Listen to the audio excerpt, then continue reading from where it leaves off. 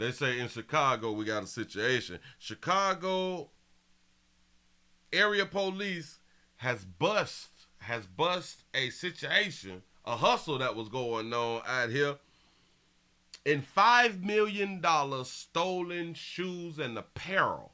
There's a whole warehouse of stolen goods out here in these streets. Here we go. Check out all this loot. Millions Sex is a natural addiction. There you go. of dollars in high-end shoes, including Nikes and Yeezys. You're not looking at a store, though. This is a West Side warehouse, home to a theft ring that targeted freight trains. CBS 2's Andrew Ramos shows us how police busted it. Now, law enforcement officials are calling it a sophisticated operation that was based here at this warehouse in the Austin neighborhood. They say the stolen goods were swiped off rail cars from across the country and then shipped here where they were sold to unsuspecting retailers. At first glance, it looks like the inventory closet of your neighborhood sneaker shop. Towers and towers of Nikes and Adidas boxes, some limited editions, others hard to find, and all of it stolen. This warehouse in Austin now the site of an investigation where law enforcement officials say a group of thieves used it as a home base to push stolen merchandise received through a series of railroad cargo thefts across the country. Whether it be Nike products or UGG products, Adidas, Supreme, a lot of massive amounts of property, probably close to $5 million in merchandise minimum.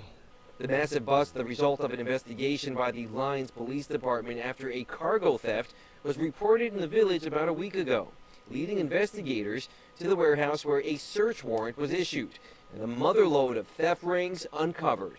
Wow, these are not even out yet.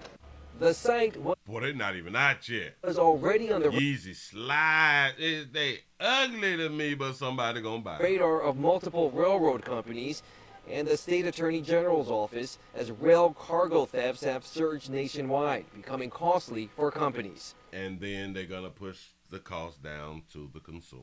What they would do is they commit these cartage thefts, Memphis, Tennessee. They'd relabel it, and they would ship it here. They would unpackage it, repackage it, and it's 100% markup, right? Because you got them all for nothing.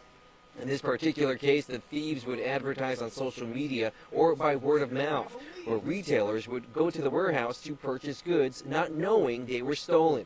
So far, 2 people have been charged as a result of the weekend bust, where several others are being investigated. So the merchants go around there to buy the goods from the warehouse and not know that they're stolen. Maybe the merchants know what's going on and they can possibly get those items for a lot less than they would get them anywhere else, because they is all a part of this scam, of this scheme, of this robbery in progress shit. Listen, I think that these people be knowing what the hell going on.